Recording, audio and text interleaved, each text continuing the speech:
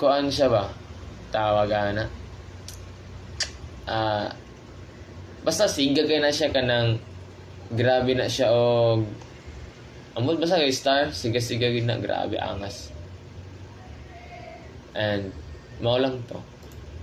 Ang industrial uses niya kay primarily used as industrial abrasive which is sandpaper and water jet cutting. Later ma-explain ko na. Next ang last sa Pyrospite series is si Spessartine Mn3Al2SiO43. So yeah, ang crystal system niya is again isometric or cubic. Physical properties is yung color bright orange, reddish orange, or yellow brown. Hardness niya is 7 to 7.5. Specific gravity is 4.19, medyo gahi rin. Ang history ani is named after the Spessart Mountains in Bavaria, Germany, where it was first described. Ayun, first discovered siguro na. And geological occurrence is it can be found in granitic pegmatites and occasionally and manganese-rich metamorphic rocks. Varieties: Mandarin garnet, vivid orange variety from Namibia. Pero Mandarin. Lol. Okay, ang industrial uses ani is again gemstones. Tas research in mineral chemistry. So, mga geologist na angas niyan. Okay, so humanata sa pyrospite, nanata sa eugrandite or tong mga calcium-rich nga mga garnets. First kay si Uvarovite. Uvarovite, iyahang hierarchy is from silicates. So silicates, garnet group, eugrandite series, then yung species kay si Uvavorite. Crystal system niya, again, it is isometric or cubic. Physical properties, ang color, emerald green due to chromium. Kaya pala greenish siya.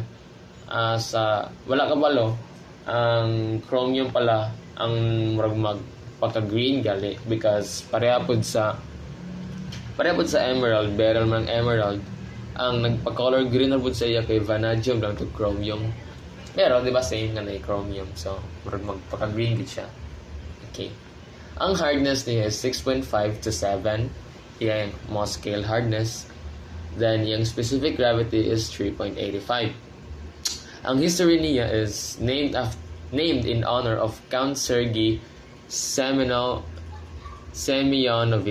Uvarov, a Russian statesman and scholar. Geological occurrence is it can be found in rare siya, found in chromite deposits and serpentinites. Varieties niya is usually occurs as a small juicy or carpet-like crystals rather than a large individual stone. So juicy katong mga grainy gali. So yeah. And ang industrial uses niya is pang collectors lang, collector specimens, then sometimes, occasionally, used in jewelry as juicy coatings.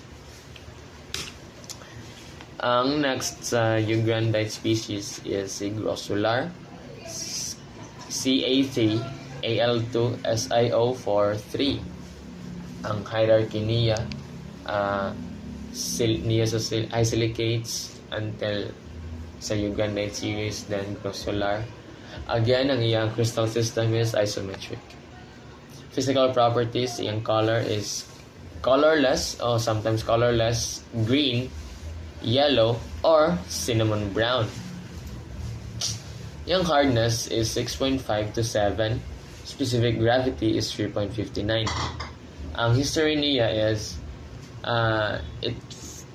from the botanical name for gooseberry, ripes Grossularium due to the green color of the original specimens. Grabe. Basta ka ng varicolored mo ni, it can be green, yellow, orange, and even colorless. Yeah. Geological occurrence niya is typical of contact metamorphism in impure limestones, skarns, na-mention na kanina. Tas sa varieties, ang varieties niya kay duha, tatlo pala, si Chavorite, Vibrant Green, Hessonite, si Cinnamon Orange, and si Hydrogrossular, a massive opaque green.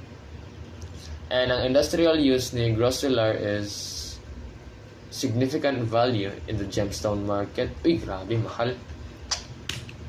Okay. Next is si andradite. Last na pala to. Ca3F Fe2SiO43. So, may iron pala siya. Hierarchy, morang yapon to. Sa Ugandite series siya. Sa crystal system is, again, isometric. Physical properties niya, the color is yellow, green, brown, or black. The hardness is 6.5 to 7.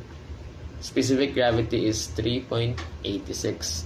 Ang history niya, named after Jose Bonifacio de Andrada e Silva, a Brazilian mineralogist. The geological occurrence is found in contact metamorphism, skarns kapon, and alkalic igneous rocks. Dalawa.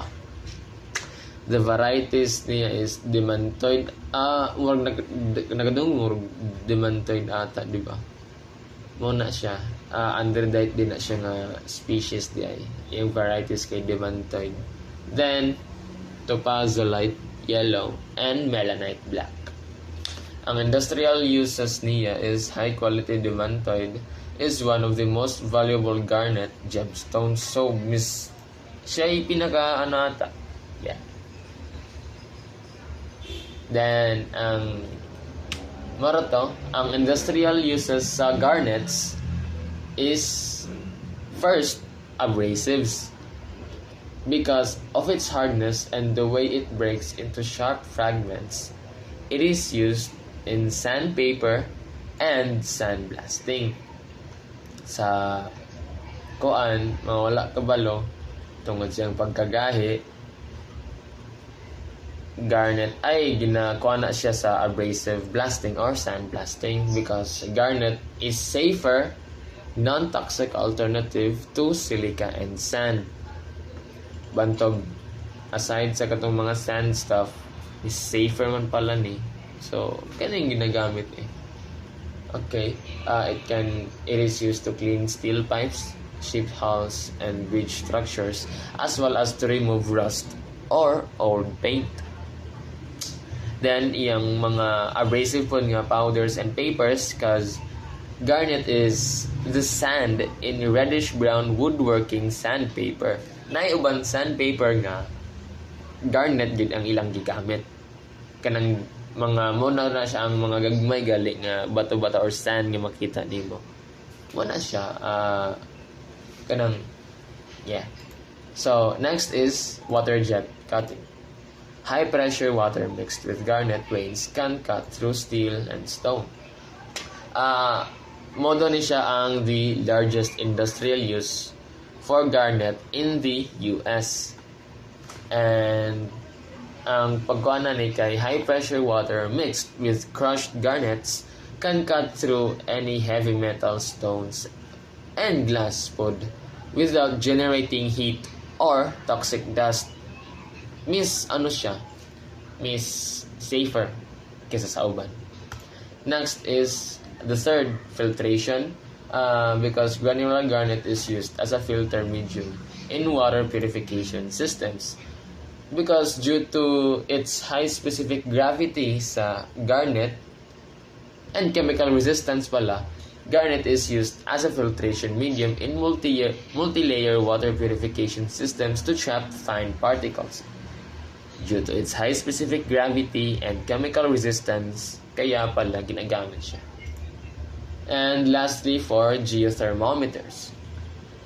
Scientists analyze the chemistry of garnets to calculate the depth and temperature at which a rock formed. Di ko masyado alam, but mostly daw murag nagamit pud si Pyrope dito motong dimension ako kanina. Ginayusa sa geologists to determine the peak temperatures at which deep-seated rocks form. Mo lang to kanang makita lang nato ba nga yeah, mo lang to.